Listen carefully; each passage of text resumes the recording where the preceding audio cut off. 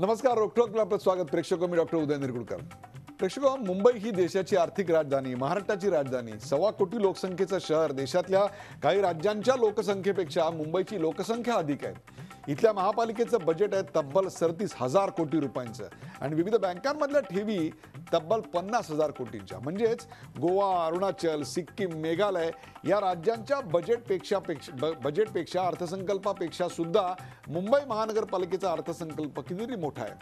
या मुंबई महानगरीत एकीकडे तोलेजंग इमारतींमध्ये राहणारे करोडपती आहेत, तर दुसरीकडे त्याच्याच बाजूला साध्या हक्काच्या छपरापासून वंचित असलेले भूमिपुत्रही आहेत. इकडे चकाचक पॉश कॉलनीज आहेत, तर दुसरीकडे विषण्ण करणाऱ्या झोपडपट्ट्या आणि बकाल वस्त्या देखील.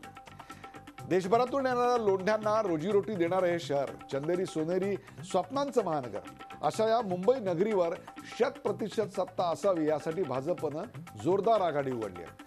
मुंबई भाजपचे अध्यक्ष आशिष शेलार यांच्या नेतृत्वाखाली खास व्यूहरचना आखली जाते. केंद्रातल्या नरेंद्र मोदी सरकारला 3.25 वर्ष, तर राज्यातल्या देवेंद्र फडणवीस सरकारला 2.25 वर्षाचा काळ पूर्ण होतोय.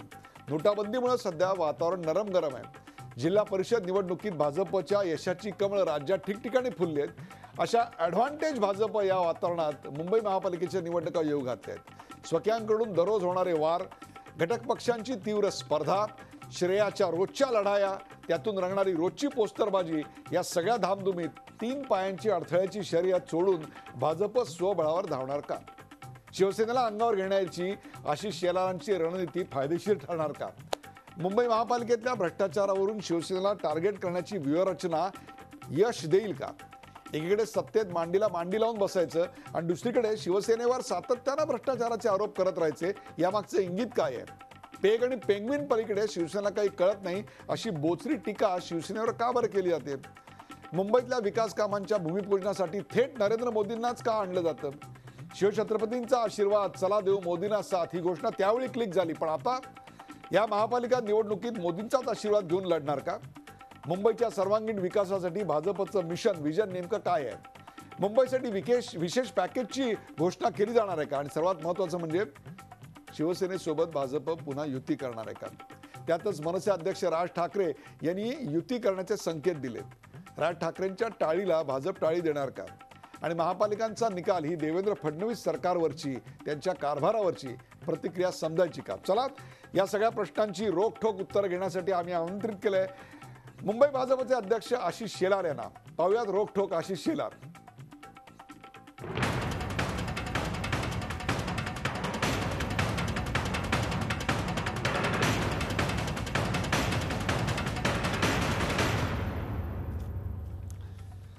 रोखठोक आशिष शेलार. मुंबईचे भारतीय जनता पक्षाचे अध्यक्ष आशिष शेलार आपल्याबरोबर आहेत. आशिषजी, आपल्या रोखठोक आशिष शेलार या कार्यक्रमात स्वागत. बऱ्याच दिवसांनी आज संपूर्णपणे एकटं तुम्हाला या कार्यक्रमात. पहिलाच प्रश्न, आणि तो अर्थातच मनसेबद्दलचा आहे, कारण आज ती ताजी बातमी आहे. आज मनसे अध्यक्ष राज ठाकरे यांनी अत्यंत महत्त्वाचं विधान केले. 12 वर्षानंतर त्यांनी युतीसाठी हात पुढे केलेला आहे. युतीचा प्रस्ताव आला तर नक्की विचार करू असं राज ठाकरे म्हणतायत. कोणाला उद्देशून आहे? ह्याचं उत्तर खरं तर उदयजी तेच देऊ शकतात, कारण त्यांनी हे वाक्य कधी कोणाला कशासाठी म्हटलं आहे याचं स्पष्टीकरण त्यांनाच द्यावं लागेल. आणि म्हणून ज्यावेळेला ते हे स्पष्टीकरण देतील त्यावेळेला भारतीय जनता पक्षाने प्रतिक्रिया देणं हे संयुक्तिक ठरेल. आज त्यांच्या प्रश्नाचा रोख कोणाकडे आहे याबद्दलचं स्पष्टीकरण हे त्यांनाच द्यावं लागेल असं मला. राजकारणात कुणीच कधीही उगाचच बोलत नसतं, त्याला काहीतरी कारण असतात. आणि विशेषतः आपली आणि मनसेची किंवा मनसे अध्यक्षांची मैत्री सर्वश्रुत आहे. एवढंच काय, तर राष्ट्रीय स्वयंसेवक संघाचे प्रमुख मोहन भागवत यांच्या भेटीला जेव्हा राज ठाकरे गेले होते तेव्हा त्या मागचा दुवा आशिष शेलार होते. महत्त्वाची भूमिका अनेकदा आपण बजावलेली आहे. म्हणून हा प्रश्न आपल्याला थेट आहे की या मागचा नेमका टाळीसाठी हात पुढे कोणाचा होणार आहे? जी काही माहिती समोर येते आणि जो प्रश्न आपण अपेक्षितरित्या विचारताय आणि रोखठोक असल्यामुळे त्याला रोखठोकच उत्तर दिलं पाहिजे. म्हणूनचं उत्तर स्पष्ट आहे की व्यक्तिगत मैत्रीमध्ये राज ठाकरेजी यांनी स्वतःचे दरवाजे बंद केले तरी मी ते रोज खटाडून उघडायचा प्रयत्न करीन, पण राजकीय खिडकी जी त्यांनी उघडण्याचा प्रयत्न केला आहे त्यात जर टाळीचा हात असेल तर ते शक्य होईल असं मला वाटत नाही. पण याचा अर्थ वैयक्तिक मैत्री तुमची कायम राहील, परंतु राजकीय या बाबी आपण पूर्णपणे वेगळ्या ठेवताय. मनसेच्या सहाय्याची आपल्याला गरज नाही असा अर्थ घ्यायचा? राजकारणामध्ये कोणीच कोणाला कोणाची गरज नाही असं म्हणण्याची आवश्यकता नसते. शक्यता ह्या आजच्या घडीच्या राजकीय गणितावर असतात. आजच्या घडीला त्यांनी प्रस्ताव दिलेला नाही. तुम्ही कल्पोकल्पित प्रश्न विचारला, त्याच्यावर त्याची शक्यता नाही हे उत्तर मी दिले. आणि प्रश्न गरजेचा असल्यास गरज कोणाची कोणालाही पडू शकते. आज मात्र त्याच्यावर चर्चा नाही. मनसेकडून युतीचा प्रस्ताव आला तर आपण स्वीकारणार की नाकारणार? आज तरी तो स्वीकारण्याची शक्यता मला दिसत नाही. भविष्यात जर संख्याबळाची गरज लक्षात घेतली तशी गरज निर्माण झाली तर? मला असं वाटतं की आज ज्या निवडणुका मुंबई महापालिकेच्या होणार आहेत त्यामध्ये भारतीय जनता पक्ष स्वपक्षाचं बळ आमचं एवढं वाढलेलं आहे की त्या आधारावर आम्ही निवडणुकांना समोर जाणार आहोत. आणि अंतिमतः निवडणुका युतीमध्ये लढायच्या की नाहीत याबद्दलचं स्पष्ट उत्तर हे माननीय मुख्यमंत्र्यांच्या नेतृत्वाखालची समिती देईल. अशी जी प्रत्येक निवडणूक काही ना काहीतरी आपल्याला शिकवत असते. 2014ची विधानसभा निवडणूक ज्याच्यामध्ये शिवसेनेला 15 आणि भाजपला 15 आणि शिवसेनेला 14 जागा मिळाल्या. या निवडणुकीनं आशिष शेलारांना काय शिकवलं? मला या निवडणुकीत एकच गोष्ट शिकायला मिळाली, ती म्हणजे गर्वाचं घर खाली. राजकारणामध्ये ज्यांनी गर्व केला, अहमपणा केला, जनतेशी नाळ सोडून जो वागला, ज्याच्या वागण्यामध्ये अभिनिवेश आणि गर्व इतका दरपळायला लागला की जनता त्याला बाजूला करते. आणि त्यामुळे मोदीजींनी जे शिकवण आम्हाला दिली की आपण सेवक म्हणून काम करा, त्याच भूमिकेवर चालणं, ह्या थेट मला मिळालेला संदेश आहे. सेवक म्हणून काम करा. मुंबई महानगरपालिकेचा कारभार सेवक म्हणून चाललाय का? आजच्या मुंबई महापालिकेच्या कारभारावर भाष्य करायचं म्हटलं तर there is always a scope to improvement. आज जे चालू आहे त्याच्यावर समाधान मानव अशी स्थिती बिलकुल नाही. मुंबई शहरात मुंबईवासियांना महानगरपालिकेकडून खूप मोठ्या अपेक्षा आहेत आणि त्या अपेक्षा पूर्ण करण्यामध्ये महापालिकेला अजून बरंचसं काही करावं लागेल आणि हाच निवडणुकीचा मुद्दा असेल असं माझं मत आहे. मला तुम्ही सांगा की मुंबई महानगरपालिकेतला कथित भ्रष्टाचार हा आपला बोलण्यातला अत्यंत जिव्हाळ्याचा, किंवा प्रत्येक वेळी आपण त्याविषयी बोलत आलेला आहात. परंतु याच महानगरपालिकेत मांडीला मांडी लावून सत्तेची फळं आपणही भोगताय, आपणही सत्तेत सहभागी झालेला आहात. मग केवळ भ्रष्टाचाराला शिवसेनेला जबाबदार का धरला जाते? शिवसेनेला आत्ताच का बरं टार्गेट केलं जातंय? याआधी याआधी 2014ला यश मिळायच्या आधी त्यांच्यावर एवढी जहरी टीका होत नव्हती. आत्ताच नेमकी टीका का केली जाते? माझी विनंती राहील की मला याचं विस्तृत उत्तर देण्याची संधी द्यावी. Please go ahead. दोन गोष्टी याच्यातल्या आहेत की भारतीय जनता पक्ष महापालिकेतल्या भ्रष्टाचारावर आजच बोलते आहे का? उत्तर नाही. भारतीय जनता पक्ष महानगरपालिकेच्या भ्रष्टाचारावर या आधीसुद्धा सातत्याने बोलत राहिले. उदाहरणादाखल जेव्हा गटनेते गोपाळ शेट्टी जे आजचे खासदार आहेत ते होते त्यावेळेला मुंबई शहराला पाणी पुरवणाऱ्या ट्रीटमेंट प्लॅनमध्ये जी तुरटी ॲलम सप्लाय केलं जातं ते ॲलम योग्य पद्धतीचं आहे का, योग्य व्यक्तीकडून घेतलं आहे का, योग्य दरात घेतलं आहे का, याचा लढा हा गोपाळ शेट्टींनी उभा केला. टाकळे नावाच्या एका महिलेला स्वतःचं घर रिपेअरिंग करण्यासाठी कुर्ल्यात महानगरपालिकेच्या अधिकाऱ्यांनी पैसे मागितले. त्या भ्रष्टाचाराविरुद्धचा गोपाळ शेट्टींचा लढा हा सर्वश्रुत आहे. अगदी त्यानंतर मी महानगरपालिकेचा गटनेता असताना क्रॉफेट मार्केटची ती इमारत 1 रुपयामध्ये बिल्डरला विकल्या गेल्याचा आरोप मी केला. भ्रष्टाचाराविरुद्धची लढाई आम्हीच केली. भ्रष्टाचार आणि म्हणून हे भ्रष्टाचार कोणी केले? नाही म्हणून त्याच्यावर येतो. मी आपल्याला सुरुवातीलाच म्हटलं मला बोलू द्या, कारण जनतेसमोर मुद्दा बरोबर जाऊ द्या. त्यामुळे क्रॉफेट मार्केट असेल किंवा सॅप पद्धतीने केलेला आपल्याकडचा IT प्रॉब्लेम सोल्युशन जो आहे त्याच्यातला घोटाळा असेल, सगळा भारतीय जनता पक्षाने आणला. फरक काय झाला? फरक आता हा झाला की भारतीय जनता पक्ष भ्रष्टाचाराच्या विरोधात तेव्हाही बोलत होतं, आजही बोलत आहे. पण मूलभूत फरक हा पडला की त्यावेळेच्या काँग्रेसच्या सरकारने महापालिकेतल्या भ्रष्टाचाराला पॅटर्नायझेशन केलं. 2 वर्षापूर्वी देवेंद्र फडणवीस नावाचे मुख्यमंत्री गृहमंत्री झाले. त्यांनी मुंबईकरांना पारदर्शी सेवा देण्याच्या भूमिकेमध्ये जेव्हा जेव्हा आम्ही हे मुद्दे उपस्थित केले भ्रष्टाचाराचे, त्याच्यावर डायरेक्ट केसेस रजिस्टर करून कॉन्ट्रॅक्टर्सना जेलमध्ये धाडलं. हा फरक झाला एक. दुसरा मुद्दा, भ्रष्टाचार करतोय कोण? स्वाभाविकता ज्या वेळेला आम्ही प्रश्न उपस्थित केले, नाले सफाईच्या राऊंडला मी स्वतः गेलो. मी तो मुद्दा उपस्थित केला की कचऱ्यात नाल्यातला गाळ जातो कुठे, तो काटा कुठे आहे, कुठल्या डम्पिंग ग्राउंडवर पोचतो आहे, ह्या सगळ्यांची माहिती ज्या वेळेला मी विचारली त्यावेळेला माझे प्रश्न महानगरपालिकेच्या कंत्राटदाराला होते, उत्तर स्थायी समितीचे अध्यक्ष देत होते. मी म्हणत होते यात घोटाळा आहे आणि त्यावेळेला एका पक्षाचे पक्षप्रमुख घोटाळा नाही हे म्हणत होते. तर मी कुठल्या पक्षावर आरोप केला नाही. स्वतःच टोपी घालायची जर सवय कोणाला असेल तर त्याला मी काहीच करू शकत नाही. म्हणजे आपल्याला असं म्हणायचं आहे की आपण हवेत बाण मारत होतात, परंतु ते बाण बरोबर माझे ज्या प्रश्न दृश्यात लागायचे होते तिथे लागले. माझे प्रश्न थेट कंत्राटदाराला होते. त्याची उत्तर दुसऱ्या त्यांनी दिल्यावर लोकांना ते इम्प्रेशन होणार. जर भ्रष्टाचार झालेला असेल याची आपल्याला खात्री आहे तर मग त्याचे पुरावे आहेत आपल्याकडे, तर मग ACB असेल, ED असेल, CBI असेल, यांच्याकडे चौकशी करता आपण स्वतः कायदेतज्ञ आहात, आपण स्वतः ॲडव्होकेट आहात, आपण त्यांच्यावर केसेस फाईल करू शकला असतात.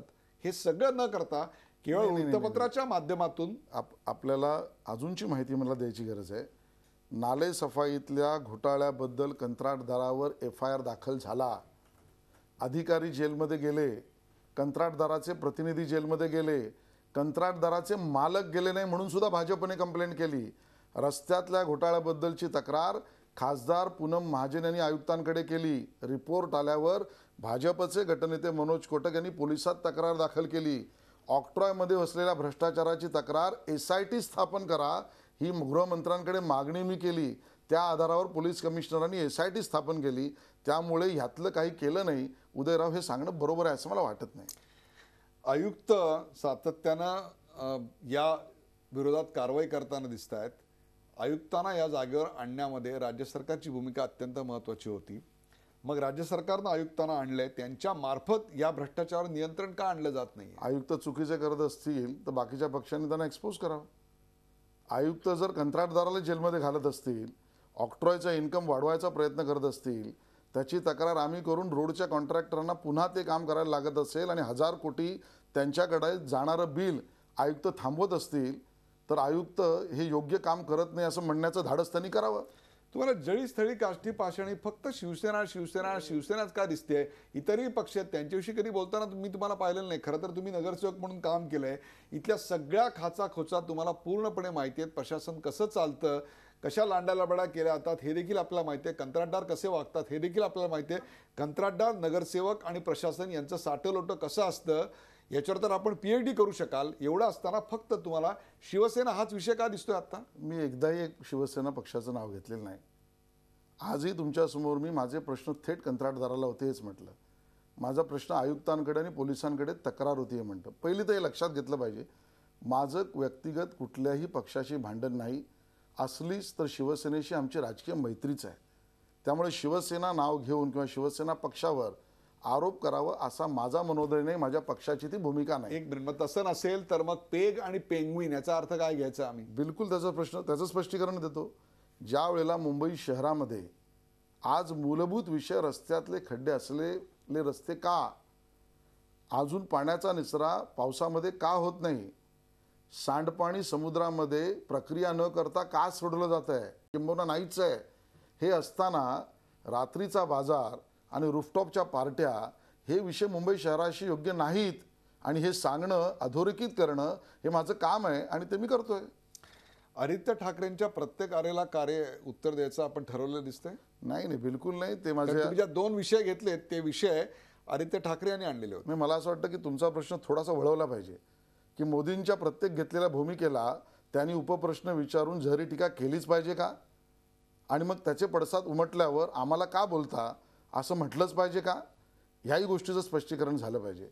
अलायदा मोदीजी आणि देवेंद्रजींनी घेतलेल्या भूमिकेवर प्रश्न उपस्थित करणे हे जर लोकशाही प्रक्रियेला मान्य असेल तर महापालिकेत प्रश्न उपस्थित करणं हे लोकशाहीला अभिप्रेतच आहे आणि ते मी काम करतोय.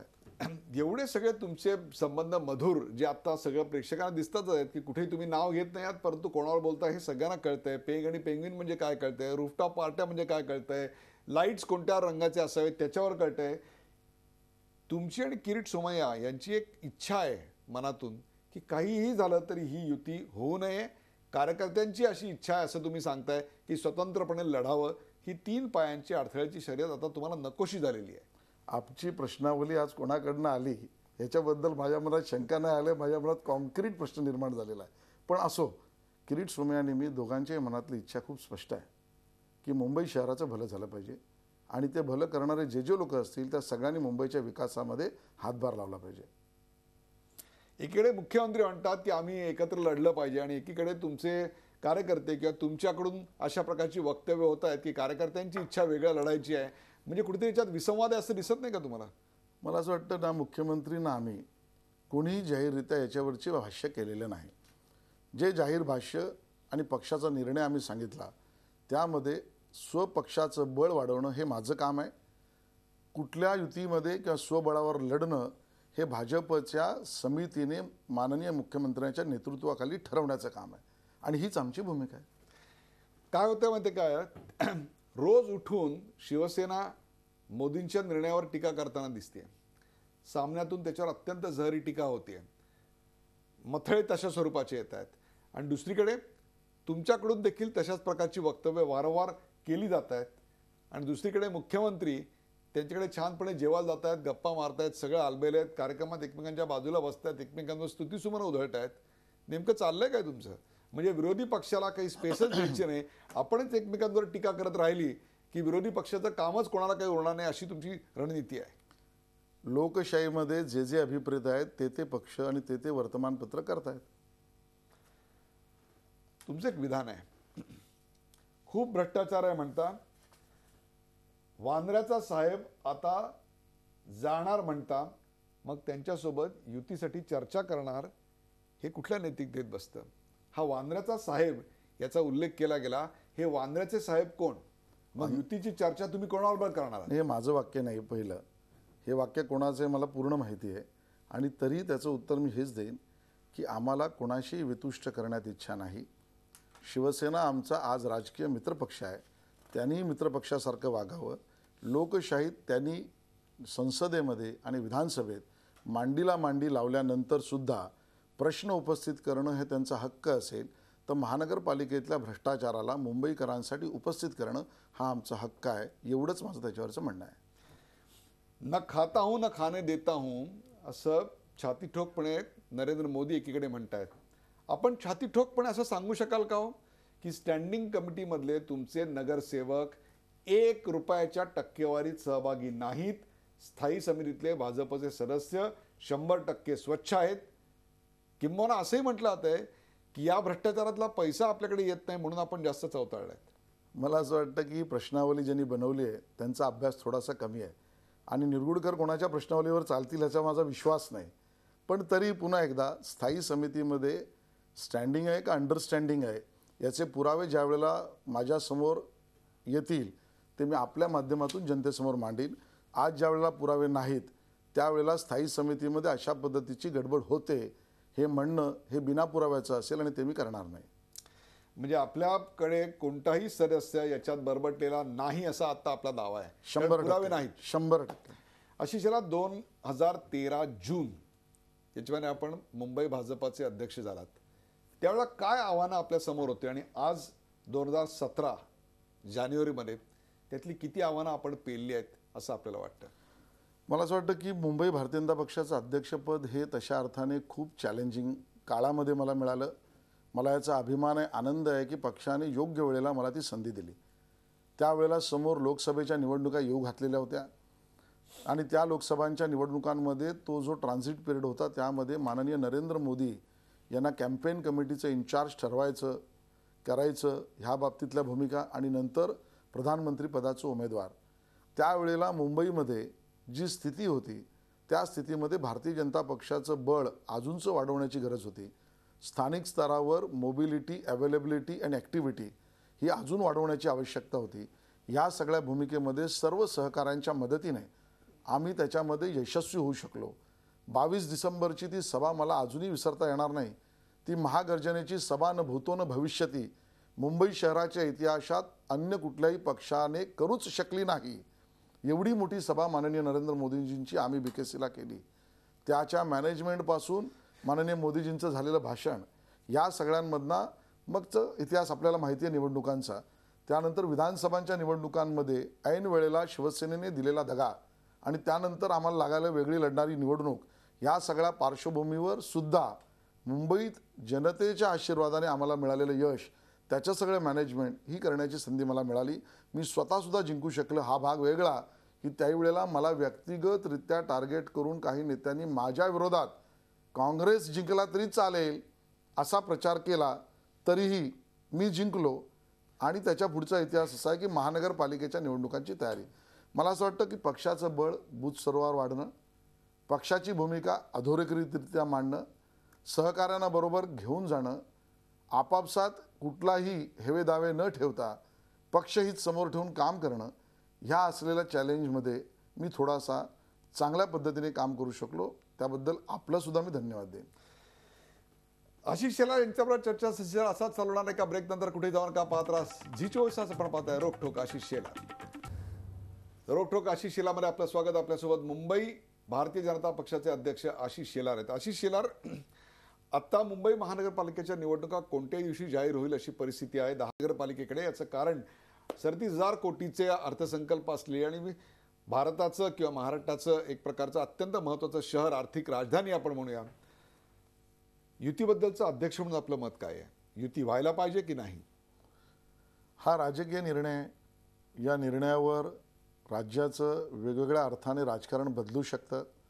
मुंबईपुरता हा विषय मर्यादित राजकीय इम्पॅक्ट करेल असा नाही आणि म्हणून मला असं वाटतं की या सर्व विषयामध्ये माननीय मुख्यमंत्री आम्हा सर्व सहकाऱ्यांशी चर्चा करून योग्य युतीचा निर्णय घेणार कोण शेवटी? माननीय मुख्यमंत्री देवेंद्र फडणवीस.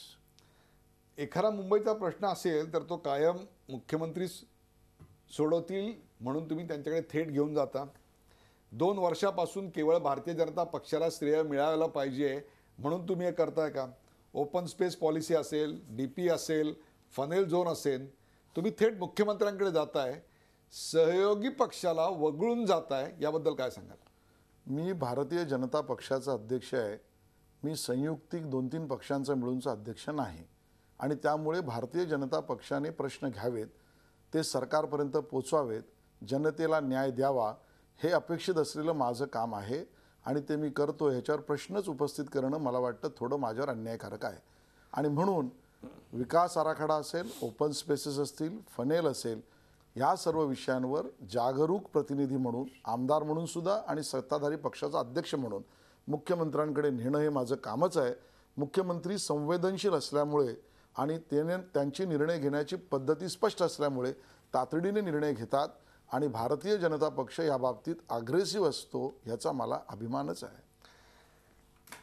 मुंबई ही मराठी माणसाची, याच्याविषयी तर काही आपल्या मनात वाद नसेल, परंतु 100% real estate regulation and development act 2016 याचा प्रारूप आराखडा आपल्या सरकारच्या काळामध्ये समोर आलाय. तो प्रारूप आराखडा आम्हाला इंग्रजीत दिसतोय, हा भाग क्रमांक 1. त्याचं मराठी भाषांतर फार उशिरा येत आहे आणि 15 दिवसाच्या आत त्याच्यावरच्या प्रतिक्रिया नोंदवायची वेळही संपत आलेली आहे. एवढंच काय, त्यातल्या अनेक तरतुदी या बिल्डर धार्जिण्या आहेत. मराठी माणसाच्या इथल्या अस्तित्वाला नख लावायचा आपला डाव आहे. मुंबई मराठी माणसाची आहे. मुंबई महाराष्ट्रापासून वेगळं करण्याचा विचारही कोणाच्या डोक्यात नाही. सरकारला मुंबई आणि मुंबईकरांना अजूनचं बळ द्यायचं, ह्या बाबतीतली भूमिका स्पष्ट आहे.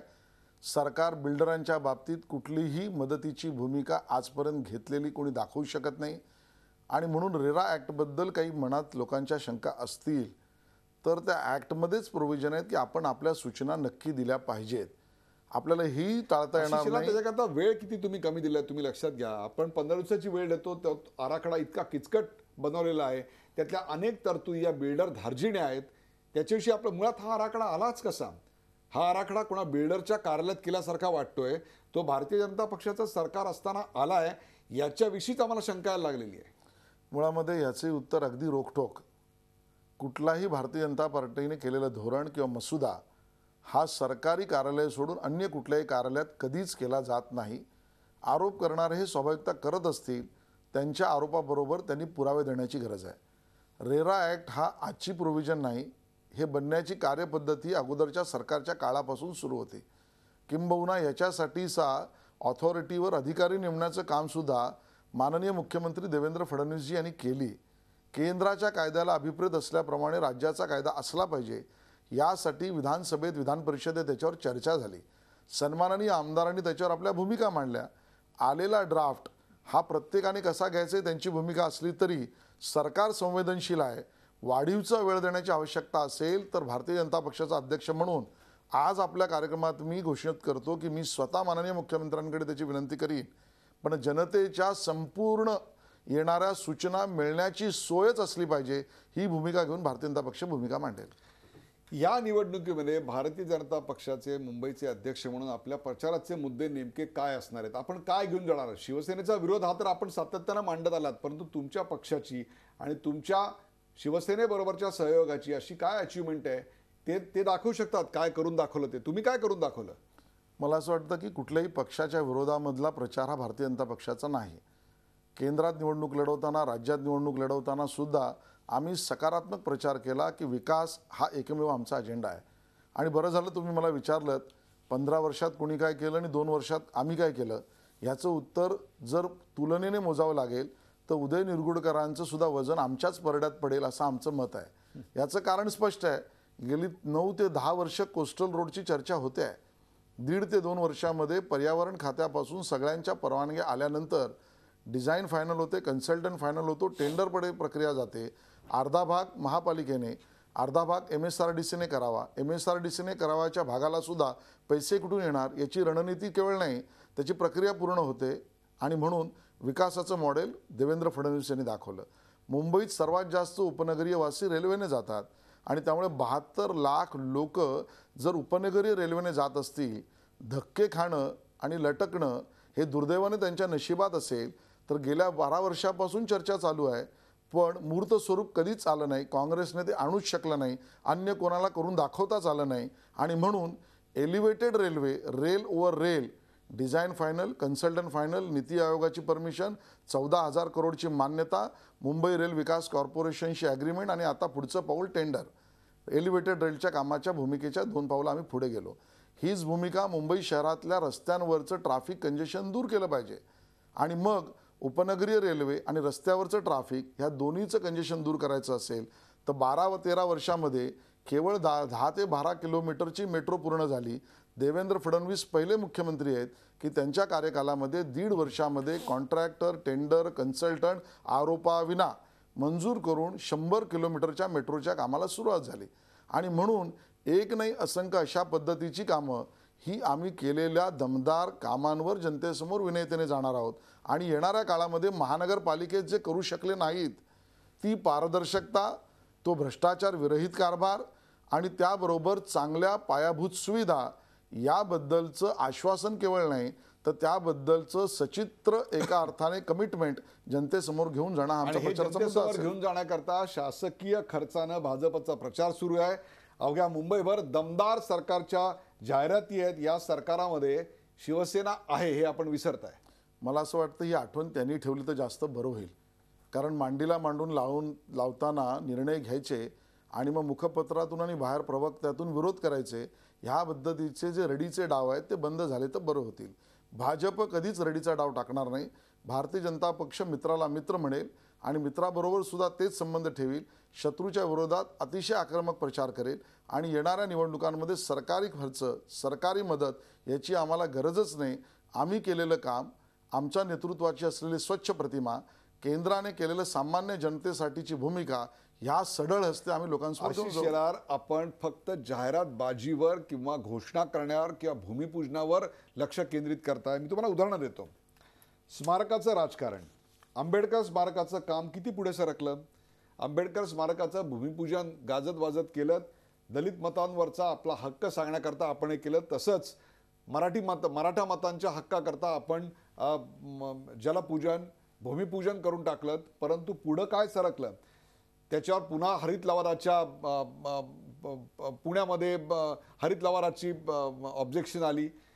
आज आंबेडकरांच्या स्मारकाची अवस्था काय आहे, त्याचा अपडेट काय आहे, आपण सांगू शकाल की त्याच्यात काय प्रोग्रेस झालेली आहे? मला पुन्हा एकदा पूर्ण उत्तर देण्याची आपण मुभा देवी असं माझं मत आहे. दोन्ही स्मारकं ही मला वाटतं राजकीय पक्षांचा राजकीय भाग असण्याचं कारण नाही. परमपूज्य भारतरत्न डॉक्टर बाबासाहेब आंबेडकर यांचं ते आंतरराष्ट्रीय स्मारक ते गेल्या 12 वर्षामध्ये किती हल्लं. पार्लमेंटमध्ये कायदासुद्धा नरेंद्र मोदीजींच्या सरकारने केला विशेष, तो मंजूर करून घेतला. NTCकडे ती जागा हस्तांतरण केली. ती ह्याच काळात NTC बरोबर असलेल्या करारामध्ये TDRच्या बदल्यात ते करावं का ह्याचा निर्णय केला तो ह्याच सरकारने. त्याच्यासाठी शशी प्रभूंना आर्किटेक्ट अपॉइंट करून फायनल डिझाईन केलं ते याच सरकारने. त्याच्यासाठी पर्यावरण खात्याच्या विशेष परवानग्या आणल्या ते याच सरकारच्या काळात. त्याच्यासाठी एका अर्थाने डेव्हलपमेंट प्लॅनमधला जो बदल आहे तो केला याच सरकारने. आज त्या ठिकाणी असलेलं ओल्ड जे स्ट्रक्चर्स आहे, जे मिलचे स्ट्रक्चर्स आहे, ते तोडण्याचं टेंडर काढलं याच सरकारने. टेंडर मंजूर करून त्याला डिमॉलिश करण्याचं काम सुरू झालं ते याच सरकारने. आणि ज्या वेळेला तिथल्या वास्तू ज्या जुन्या आहेत त्या तोडल्या जात आहेत, ह्याचा अर्थ त्याच्या कामाला सुरुवात झाली केवळ 1.5 वर्षामध्ये. आता आपण छत्रपती शिवाजी महाराजांच्या आंतरराष्ट्रीय स्मारकाकडे येऊ. त्यासुद्धा गेल्या 12-13 वर्षात काँग्रेसच्या काळात तोंडाला पानं पुसण्यापलीकडे काहीच गेल्या नव्हत्या. आज त्या ठिकाणच्या सर्व परवानग्या आणण्यामधली भूमिका ही राज्य सरकारनेच घेतली. आणि मराठा आरक्षणाबद्दलची जर तुम्ही भूमिका घ्याल तर पुण्याची आणि औरंगाबादच्या संस्थेला त्या ठिकाणी नेमून अधिकचे पुरावे गोळा करणं, जस्टिफायबल डाटा, क्वांटिफायबल डाटा हा कलेक्ट करून गेल्या 6 महिन्यामधला तेव्हा केवळ अभ्यास पूर्ण केला असं नाही, कोर्टासमोर बाजू मांडली या सरकारने, विशेष वकील दिला या सरकारने. ह्याच्यासाठी सर्वात महत्त्वाचा मुद्दा जो होता तो राज्य मागासवर्गीय आयोग नेमणं आवश्यक आहे. तो आयोग जर नसेल आणि त्या आयोगाने जर क्वांटिफायबल डाटा रेटिफाय केला नाही तर 50% वरचं आरक्षण जस्टिफाईल होऊच शकत नाही. आणि त्यामुळे आयोगसुद्धा नेमला याच सरकारने. आणि म्हणून खंबीररित्या पायाभरणी सगळ्या गोष्टींची कायदेशीर करून 1.5 वर्षात हे आम्ही केलं. 12 वर्षात त्यांना जे जमलं नाही ते 1.5 वर्षात आम्ही करून दाखवलंय. आणि ह्याच्या पुढे सुद्धा याच पिढीने आम्ही काम करू असं मला वाटतं. या सगळ्याची जाहिरात प्रचंड मोठ्या प्रमाणावर केली जाते. त्या जाहिराती महाराष्ट्राच्या कानाकोपऱ्यात, मुंबईच्या कानाकोपऱ्यात आपल्याला दिसतात. तसं आणखीन एक आपल्या पक्षाचं वैशिष्ट्य आहे म्हणजे आपल्याकडे इन्कमिंग फ्री आहे, इन्कमिंग जोरात सुरू आहे. आणि विशेषतः ज्यांच्यावर भ्रष्टाचाराचे आरोप आहेत किंवा जे पैशाने अत्यंत भक्कम आहेत अशा लोकांना तुमच्याकडे जोरदार वेलकम केलं जातं. तसे अनेक मंडळी अलीकडच्या काळात आपल्या बरोबर आले. त्यांना विधान परिषद मिळाली, त्यांना विधानसभेची तिकीटं देखील मिळाली. परंतु वर्षानुवर्ष जे काम करतो रे त्यांना फक्त सतरंजा घालण्याचं आणि खुर्च्या लावण्याचं काम मिळतंय. त्यांना बाकी काही मिळत नाही. घोटाळ्यात अडकलेले आणि पैशानं भक्कम असणारे माणसंच फक्त आपल्याला हवेत. पक्षासाठी घाम घालणारे, पिढ्यानपिढ्या राबणारे आपल्याला नको आहेत. माझ्यासारखा कार्यकर्ता जो वर्षानुवर्ष काम केली, पोस्टर, बॅनर, झेंडे लावले, मला असं वाटतं की त्याचं जिवंत उदाहरण आहे की माझ्यासारख्या कार्यकर्त्याला जो एका अर्थाने बांद्र्यातल्या गरीब भागातून त्यांनी काम सुरू केलं, RSS, विश्व हिंदू परिषद, विद्यार्थी परिषद, युवा मोर्चा, आणि ज्या वयामध्ये खऱ्या अर्थाने लोकांना राजकारणात तिकीटं सोडा पदं मिळत नाही त्या काळामध्ये माझ्यासारख्या युवकाला नगरसेवक एकदा नाही दोनदा बनवलं. विधानसभेची तिकीट एकदा नाही दोनदा दिली. एकदा विधानसभा पडलो तर विधान परिषद दिली. माझ्यासारखे असंख्य कार्यकर्ते जिवंत उदाहरण आहेत की पक्ष सत्तेत असला किंवा नसला तरी भारतीय जनता पक्षाने कार्यकर्त्यांना न्याय दिला. सवाल आहे तो ज्यांच्यावर भ्रष्टाचाराचे आरोप आहेत आणि पैशाने भक्कम आहेत अशीच माणसं का घेतली जात आहेत. विशेषतः प्रवीण दरेकर असतील, RN सिंग असतील, यांच्याबद्दल आपण काय सांगाल? मला असं वाटतं की प्रवीण दरेकर आणि RN सिंग या दोन्ही पक्षाच्या पदाधिकाऱ्यांच्या आज झालेल्या आमदारकीच्या निर्णयावर पुन्हा एकदा उलगडून भाष्य करणं हे पक्षाने घेतलेल्या निर्णयाच्या विरोधातली भूमिका होईल आणि ती मी करणार नाही. पण भ्रष्टाचाराचा कुठलाही पुरावा सढळ आला तर मुख्यमंत्री त्याला माफ करणार नाही असं माझं मत आहे. या निवडणुकीमध्ये आपल्याला MIMचं कितपत धोका आहे असं वाटतं? विशेषतः मुस्लिम बहुल भागामध्ये जे पूर्वी मतदान काँग्रेसला किंवा समाजवादी पक्षाला व्हायचं ते त्यांना होऊन एक प्रकार आपल्याला फायदा होईल असा आपला डाव आहे. म्हणजे असंही बोललं जात आहे की MIM वाढण्यामध्ये किंवा MIMला जास्त वाढू देण्यात आपल्याला अधिक स्वारस्य आहे. मी हात जोडून विनंती करीन आपल्या माध्यमातून सगळ्या राजकीय विश्लेषकांना, आमच्यावर कुठलाही आरोप करा पण जातीय, भाषीय, धार्मिक आणि विशेषतः जे भारत मातेशी एका अर्थाने प्रतारणा करतील अशा लोकांशी जवळून लांबून किंवा कुठल्याही पद्धतीचा समझोता आणि तडजोड ही भारतीय जनता पक्ष करणार नाही. मी हात जोडून विनंती करतो असे आरोप करू नका. MIM हा विघटनवादी पक्ष आहे. MIMच्या भूमिका ह्या देशभक्तीवर एका अर्थाने त्यांच्या प्रश्नचिन्ह निर्माण करणाऱ्या आहे. अगदी परवा MIMचे जे नेते आले आणि त्यांनी भूमिका मांडली की आर्थिक बजेट जे आहे मुंबई महानगरपालिकेचं ते टक्केवारीमध्ये मुसलमान समाजासाठी वेगळं मांडावं, मुस्लिम समाजालाही मान्य नाही. आणि ही विघटनवादी भूमिका भारतीय जनता पक्षाने पहिल्यांदा एक्सपोज केली. निवडणूक आयोगांकडे मी तक्रार केली आणि आमच्या महामंत्र्यांच्या माध्यमातून केससुद्धा दाखल केली. आणि त्यामुळे MIM हा आमच्यासाठी राजकारणाचा विषय नसून MIMच्या घेतलेल्या भूमिका ह्या देशभक्तीवर गेलेल्या प्रश्नचिन्हांच्या भूमिका आहेत आणि त्याच्या विरोधात आम्ही सातत्याने बोलत राहू. राजकीय त्याच्याकडे पाहणार नाही. आपल्या प्रचारामध्ये मराठी माणूस हा केंद्रबिंदू असणार आहे का शिवसेनेवरची टीका हा केंद्रबिंदू असणार आहे? आमच्या निवडणुकीत विकास आणि सकारात्मक मुंबईला स्मार्ट मुंबई बनवणं ही आमची 100% भूमिका असणार आहे. आणि देवेंद्र फडणवीस आणि आशिष शेलार हे पाकिस्तानमधून आलेले नाहीत, ते 100% मराठी माणूस आहेत. मुंबईचा विकास होतोय की मुंबई बकाल होते? एकीकडे मेट्रो, भूमिगत मेट्रो, दुसरीकडे रेल्वे, बस, टॅक्सीने प्रवास करणाऱ्या माणसाला जे काही हालअपेष्टा सहन कराव्या लागत आहेत. स्कायवॉक तर आपल्याकडे सगळे भिकारे आणि गर्दुल्ले आणि फेरीवाल्यांचे अड्डे बनलेले आहेत. मैदानांची दुरावस्था झाली आहेत. राजकीय पक्ष ते बळकावत आहेत. एकीकडे स्मार्ट सिटीचं बोललं जातं, परंतु शहरं मात्र बकाल होत आहेत. KDMCला 6,500 कोटी रुपये दिले जातील असं म्हटलेलं होतं. हा सगळा चुनावी जमला आता. 1,00,000 कोटीची कामं तर एका दिवसामध्ये भूमिपूजन केली. तोच तर माझा मुद्दा आहे की हा सगळा चुनावी जुमला आहे. भूमिपूजन केला जुमला कसा असू शकतो? तुम्हालाही पटत नाही तुम्ही काय बोलताय उदय निरगुडकरजी, असं मला वाटायला लागलंय. कारण ज्या दिवशी भूमिपूजन केलं, मेट्रोचं काम सुरू झालं, पिलर दिसायला लागले, मोनोरेल पुढे सरकली, कापूरबावडीपर्यंत मेट्रोचं काम सुरू झालं, हा जुमला असू शकत नाही. आणि त्यामुळे प्रिंटिंग मिस्टेक त्यांच्या काळात, रस्त्यावरचे खड्डे ह्यांच्या काळात, आमच्या काळात फक्त विकास आणि विकासच.